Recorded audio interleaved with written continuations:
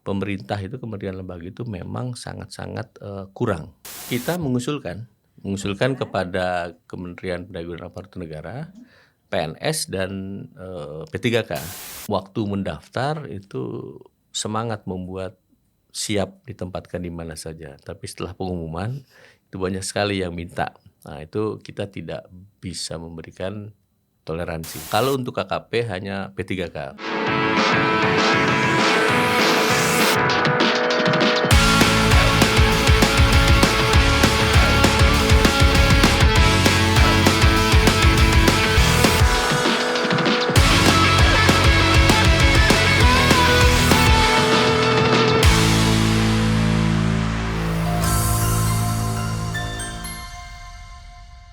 Assalamualaikum warahmatullahi wabarakatuh. Selamat datang di Podcast Segara. Sahabat Bahari, episode kali ini kita akan membahas topik yang sedang ramai diperbincangkan, dan tentunya dengan narasumber luar biasa.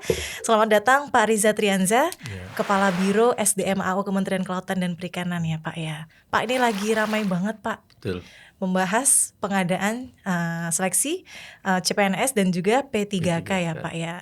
Ini banyak sekali nih Pak, kita sudah kebanjiran pertanyaan dari para netizen, para sahabat Bahari yang di rumah maupun kita di platform sosmed banyak sekali yang tanya.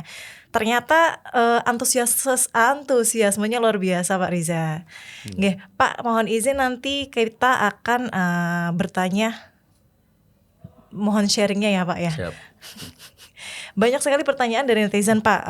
Untuk mengawali obrolannya, mungkin saya bisa bertanya Pak, bagaimana terkait pengadaan aparatur sipil negara di Kementerian Kelautan dan Perikanan tahun 2023 ini, karena sudah banyak yang menunggu Pak pengumuman pengadaan ASN di lingkup KKP khususnya untuk formasi CPNS.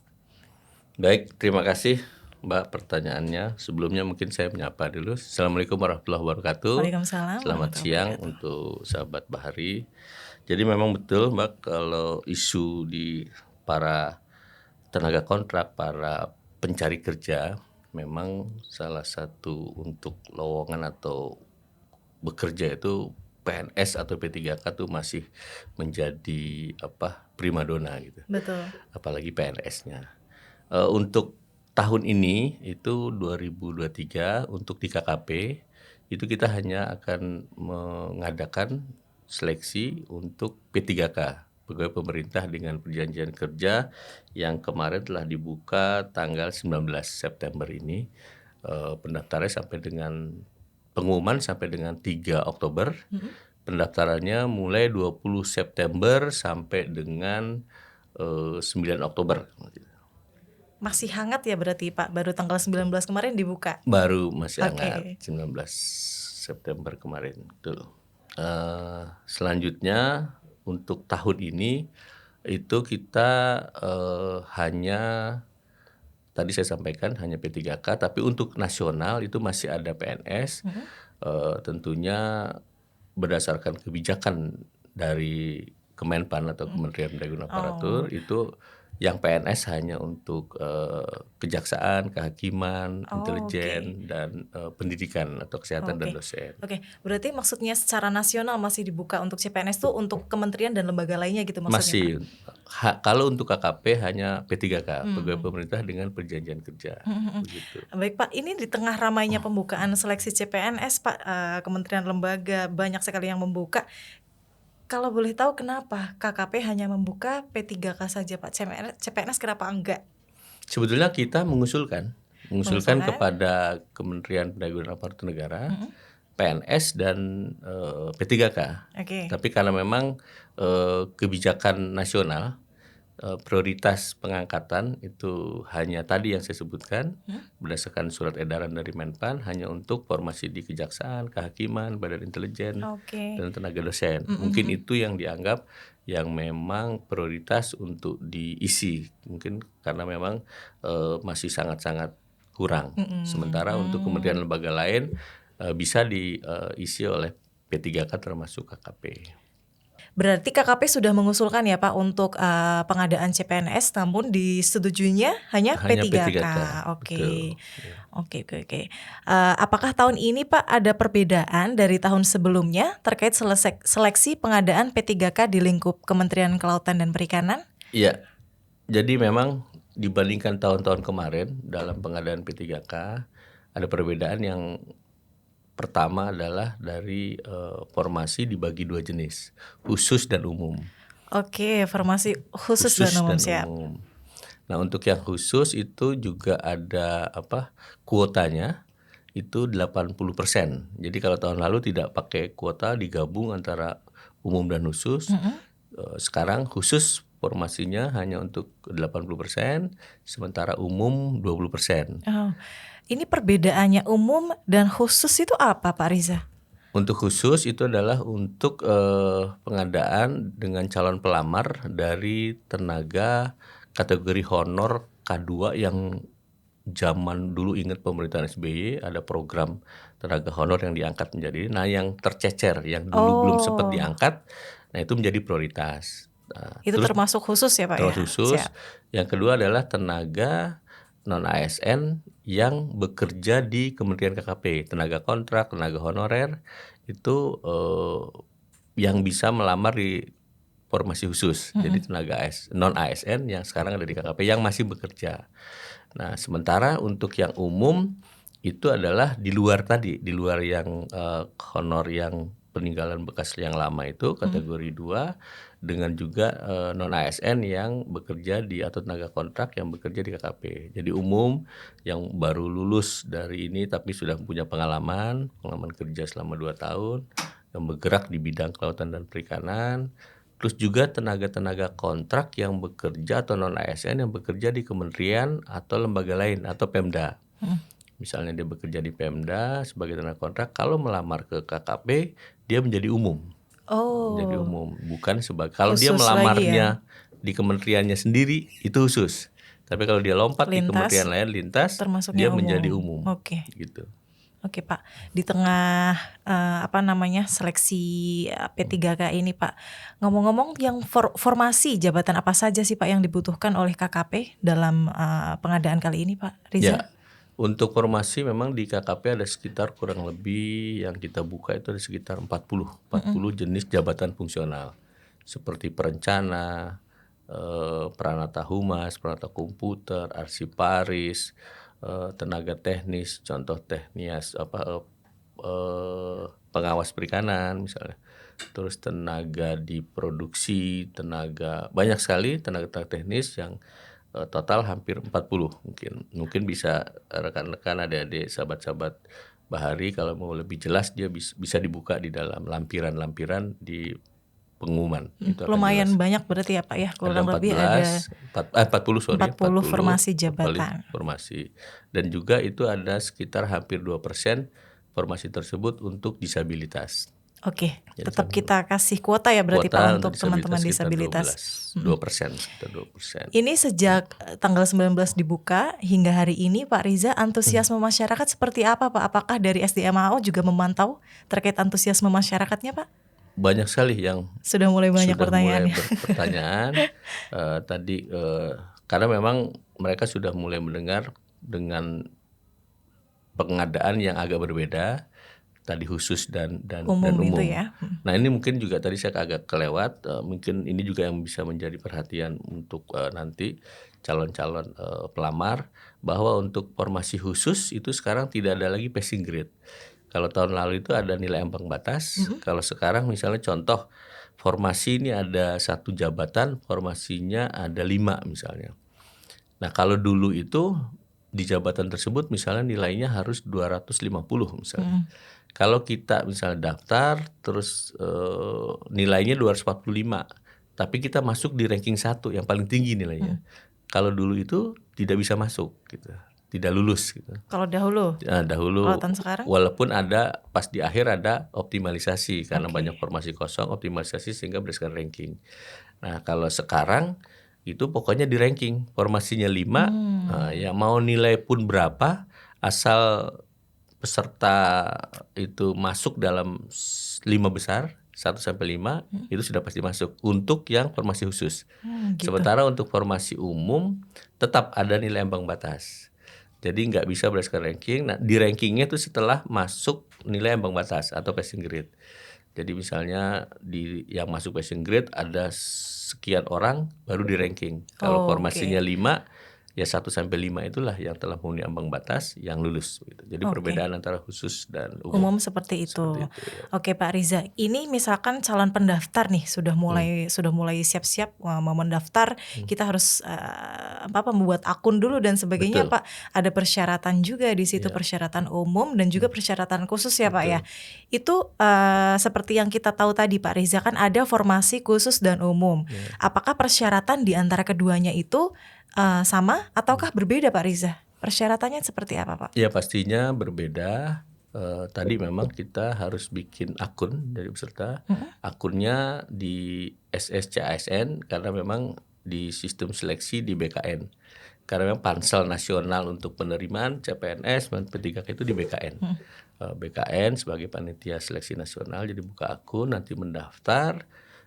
Di situ emang ada persyaratan umum dan khusus. Kalau persyaratan umum saya kira usia pertama yang paling pokok itu minimal atau 20 tahun. Minimal 20 tahun. Jadi di bawah 20 belum boleh.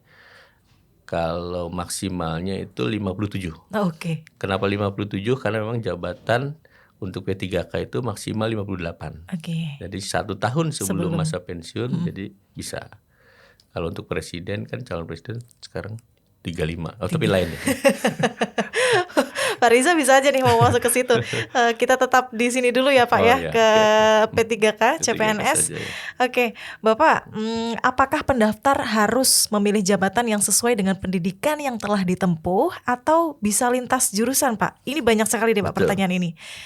Ya, memang ada yang memang jabatan-jabatan yang memang harus sesuai kualifikasi, terutama yang sangat-sangat teknis itu. Itu di situ memang kalau basicnya dia jurusan budidaya, otomatis dia bisa mendaftarnya hanya yang berkualifikasi yang dibutuhkan, yang basic di budidaya misalnya. Penangkapan ikan juga misalnya contoh seperti. Tapi ada juga jabatan-jabatan yang lain yang multi kualifikasi. Contoh misalnya perencana. Itu kalau nggak salah itu hampir semua jurusan. Terus ada misalnya arsiparis, itu ada juga ekonomi, ada juga administrasi dan sebagainya. Jadi nanti bisa dilihat di dalam lampiran. Untuk yang sangat-sangat teknis memang betul itu kualifikasi pendidikannya memang yang sangat terkait. Harus sesuai dengan pendidikan yang sudah ditempuh ya Pak ya. Ada juga yang lintas tapi untuk jabatan-jabatan tertentu. Kita kan Pak kalau mau daftar harus bikin akun dulu nih seperti tadi yang Bapak sebutkan. Bikin akun di sscasn.bkn.go.id. Itu mengapa tidak langsung pada laman Kementerian Kelautan Pak? Kenapa harus ke laman BKN terlebih dahulu Pak Riza? Karena memang untuk pendaftaran tadi seperti saya sampaikan pansel atau panitia seleksi nasional itu di BKN. Jadi semua pintu pendaftaran itu terpusat di BKN. Jadi sehingga harus membuat akun itu salah satu yang mendasari itu karena memang pertama yang akan dicek adalah NIK, nomor induk kependudukan. Banyak sekali yang pendaftaran pengalaman tahun-tahun lalu yang nomor NIK-nya itu mungkin bermasalah, itu tidak akan bisa, dia harus membereskan dulu NIK-nya tersebut karena di situ memang salah satu syarat dan sebagainya kesesuaian itu harus dengan NIK. Dengan NIK. Jadi memang di situ di dalam pansel nasional, di dalam SSCASN sistem seleksi secara nasional, jadi NIK dan sebagainya itu sudah diseleksi, nanti baru keluarlah seleksi administrasi atau hasil daripada persyaratan secara administrasi. Semua satu pintu. Satu pintu melalui BKN.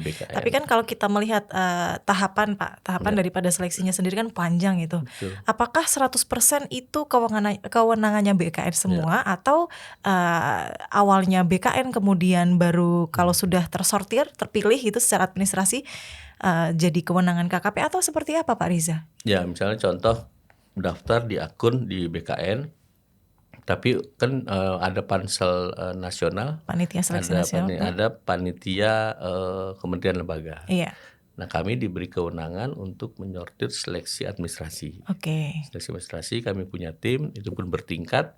Dari hasil itu baru kita sampaikan ke ke Pansel. Nah, baru sampai tahap itu saja. Nah, untuk nanti yang contoh soal dan sebagainya itu otomatis langsung di sistem komputer. Soal sosiokultural dan sebagainya kita sudah tidak punya kewenangan, semua terpusat BKN. BKN nanti dari hasil BKN itu yang lulus dan sebagainya itu yang umumkan kita, tapi dari hasil BKN. Jadi kita tidak kementerian lembaga itu tidak punya akses untuk menentukan lulus misalnya secara teknis dan sebagainya, karena memang itu sudah sistem komputer semua. Komputerisasi ya Pak ya. Berarti kita sudah memang awalnya ke BKN, baru nanti kalau memang sudah terpilih. Ya, di BKN baru kita yang umumkan. Seperti itu ya Pak ya. Kemudian Pak Riza setelah melakukan pendaftaran Pak, apa saja sih Pak langkah selanjutnya yang harus ditempuh oleh para pelamar P3K di KKP? Tadi seperti saya sampaikan, jadi pelamar menunggu dulu hasil seleksi administrasi. Tadi yang dari persyaratan-persyaratan, mungkin dokumen-dokumen yang harus diupload dan sebagainya. Nah itu setelah diumumkan seleksi administrasi pada tanggal 13 nanti, akan dimulai 13 sampai dengan 16 Oktober. Nah kemudian setelah seleksi administrasi baru dipersilakan kalau misalnya setelah melalui masa sanggah, karena ada beberapa kejadian yang memang setiap tahun itu ada mungkin yang terselip dan sebagainya, yang bersangkutan yakin atau secara administrasi merasa lengkap tapi ternyata diumumkan tidak lulus, itu bisa mengajukan selama masih masa sanggah selama 3 hari.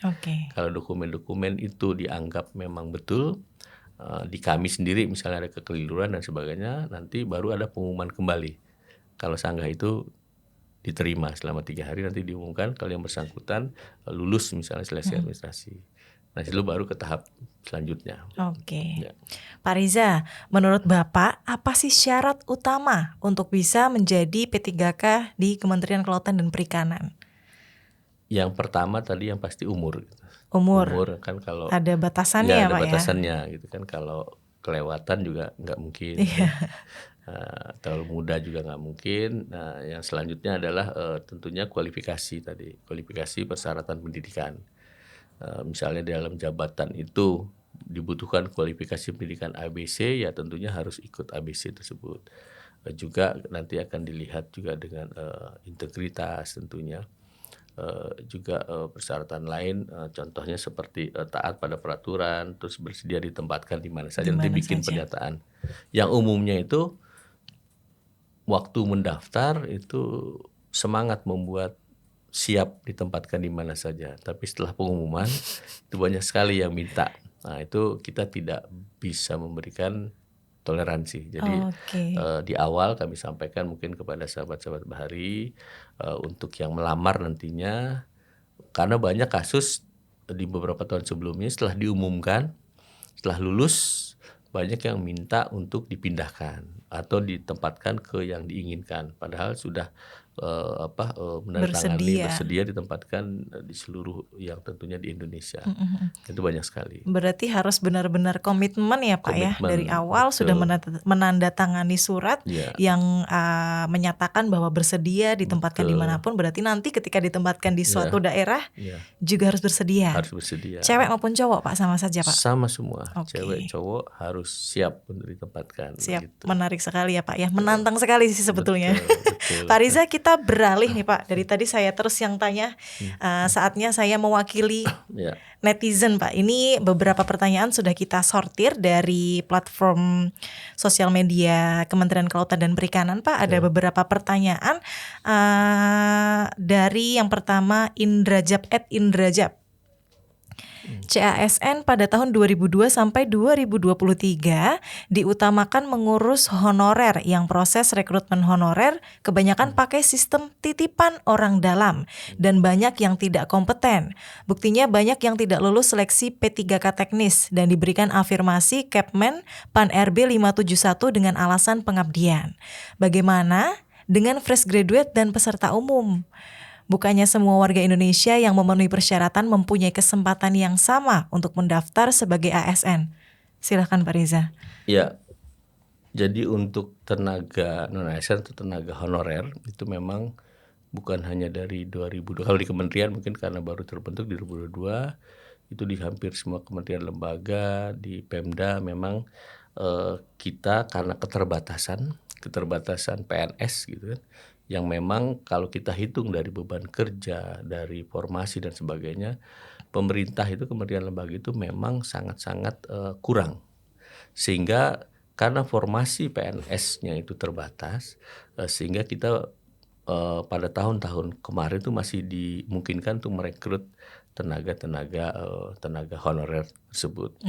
Nah kalau titipan dan sebagainya, kalau untuk yang saya ketahui, saya sebagai biro SDMAO, yang kemarin-kemarin itu untuk tenaga kontrak tetap kita seleksi. Walaupun misalnya titipan dan sebagainya, mungkin sebagai informasi saja bahwa ada formasi di unit kerja ABC gitu. Tapi untuk masuk tetap kita mengadakan seleksi. Tetap seleksi ya Pak ya? Seleksinya di internal masing-masing gitu kan. Nah, nantinya memang yang sekarang juga masuk untuk menjadi tenaga yang didata itu kita juga kemarin berdasarkan kriteria yang dari Menpan dan BKN itu tenaga kontrak kita sudah masuk di dalam database gitu. Sehingga memang ada mungkin tadi pendapat bahwa seperti prioritas gitu kan. Karena memang mereka selama ini sudah mengabdi gitu. Mengabdi di kementerian lembaga, ada yang sudah belasan tahun dan sebagainya. Tentunya kita juga melihat pertimbangan seperti itu, sehingga kita dalam melakukan tes tentunya ada afirmasi khusus, tapi di situ tetap harus seleksi gitu. Harus seleksi, tentunya mereka beda waktu belajarnya dengan yang baru lulus, baru lulus, karena mereka setiap tahun sudah digeluti dengan pekerjaan-pekerjaan yang memakan waktu, dan juga umumnya mereka sudah sangat-sangat menguasai di bidang tugasnya gitu. Jadi tidak juga kita membuat pengecualian karena memang yang bersangkutan sudah bekerja hari-hari di tempat yang di unit kerjanya, pastinya mereka sudah lebih mampu di bidang tugas di tempat kerjanya, sehingga dengan pengecualian seperti itu pemerintah tentunya mengadakan khusus dan umum tadi gitu. Saya kira itu mungkin. Yang sudah dijelaskan di awal tadi ya Pak ya, ada formasi khusus dan juga umum. Ya. Baik. Kemudian Pak, pertanyaan yang kedua dari @delaka90. Mau tanya dong, saya bekerja di Dinas Perikanan Kabupaten, mau daftar P3K di KKP. Saya sudah 2 tahun bekerja dan masih aktif. Apa bisa ikut P3K jalur khusus atau harus umum? Yang khusus itu orang yang harus bekerja di Kementerian Kelautan dan Perikanan, atau di luar itu tapi masih di naungan Dinas Perikanan juga sama saja atau bagaimana ya? Ya betul, banyak itu pertanyaan situ seperti itu. Ada kemarin juga ada yang bertanya ke saya itu dari kementerian lembaga lain. Ini kasusnya hampir sama berarti. Jadi seperti yang saya sampaikan, untuk yang khusus itu adalah tenaga non ASN yang sedang atau memang sedang bekerja di Kementerian Kelautan. Jadi kalau yang dari luar, contoh tadi dari dinas, kementerian lembaga itu bisa kami ikut dalam formasi KKP, tapi di formasi umum yang kuotanya hanya 20%. Jadi bersaing dengan yang umum. Seperti itu. Siap. Itu mungkin ya Pak 2 pertanyaan dari netizen. Kita sorry ini banyak tapi kurang lebih sama Pak. Poinnya. Jadi itu dia teman-teman, sahabat Bahari yang di rumah, apabila nanti masih ada pertanyaan atau yang lainnya bisa kontak ke sosial media ya atau PPID KKP, kita sangat terbuka sekali di situ. Kalau misalkan ada terkendala atau apa bisa langsung dihubungi saja. Kita lanjut pertanyaan lagi nih Pak Riza. Jadi tadi kita sudah membahas tentang setelah melakukan pendaftaran harus gimana lagi. Tadi kan sudah tuh bikin akun di lamannya BKN ya Pak ya. Kemudian Pak, beberapa pendaftar itu banyak yang terkendala terkait submit dokumen, beberapa dokumen kan banyak ya Pak dokumen yang harus dilampirkan, harus kita submit, itu banyak sekali juga Pak yang masih terkendala, apalah nggak bisa submit lah apa segala macam. Itu gimana Pak Riza? Kira-kira apakah ada tanggapan, atau misalkan apabila masih aja terkendala udah usaha nih ABC usaha tapi tetap aja seperti itu, harus hubungi kemana selain tadi PPID KKP, ataukah dari SDMAO ada pelayanan kepada publik sendiri Pak? Baik, memang teknologi kadang-kadang memang mempermudah, tapi kadang-kadang juga kalau sudah ada masalah itu akan cukup mengganggu juga, menghambat seperti kemarin. Tapi umumnya itu biasanya pada saat pendaftaran, upload dan sebagainya yang agak terlambat atau terhambat itu biasanya pada jam-jam puncak, misalnya jam-jam kerja atau di hari-hari terakhir. Itu biasanya seperti itu. Makanya untuk sahabat Bahari semua, kalau untuk mendaftar itu dilihat waktunya mungkin, dan juga jangan terlalu sampai mepet gitu kan. Walaupun memang jangan terburu-buru untuk mendaftar, waktu masih panjang gitu, sambil pelajari target atau jabatan atau formasi apa yang ingin dilamar. Itu juga sambil melihat juga tentunya dukungan informasi yang lain gitu kan. Jadi jangan terburu-buru. Contoh kasus tahun kemarin itu yang tidak lolos administrasi karena salah mengupload itu hampir 50%. Jadi 50% besar ya Pak tahun ya? lalu 50%. Jadi ada dari 6.000 sekian, itu 3.000 sekian itu tidak lolos administrasi. Itu khususnya itu pada dokumen keterangan bekerja. Itu tahun kemarin itu dia ada dua dokumen harusnya. Satu, pertama itu adalah dokumen keterangan yang bersangkutan bekerja. Yang kedua adalah harus ada dokumen tahunannya gitu, seperti kontraknya gitu. Jadi ada dua dokumen. Nah kemarin umumnya hanya satu, sehingga tetap tidak memenuhi persyaratan. Jadi mungkin lebih teliti. Walaupun sekarang kita bukan dipermudah, sekarang itu ada lampirannya yang langsung di lampiran itu terstate bahwa harus melampirkan dokumen apa, sehingga mungkin menjadi lebih hati-hati sekarang. Siap Pak Riza. Kemudian Pak, tips untuk sahabat Bahari nih yang ingin mengikuti seleksi P3K di lingkungan KKP, ada nggak tips dari Bapak Kepala Biro SDM AO? Silahkan Pak Riza. Ya tadi jangan terburu-buru, melihat dulu formasinya, terus juga persyaratan-persyaratannya, juga yang pasti kalau sudah target sasaran atau jabatan apa, itu harus mulai sekarang, mulai setelah pasti itu harus disempatkan waktu untuk, terutama untuk tenaga-tenaga kontrak yang disibukkan dengan pekerjaan-pekerjaan harian, itu harus bisa menyisihkan waktu. Karena waktunya tidak terlalu lama lagi. Jadi tiap hari disisihkan waktu 2-3 jam untuk membaca gitu. Bisa dilihat di contoh-contoh di YouTube, misalnya YouTube untuk sosiokultural, manajerial, dan juga melihat di Permen PAN atau Pendaya Aparatur Negara terkait dengan kompetensi jabatan.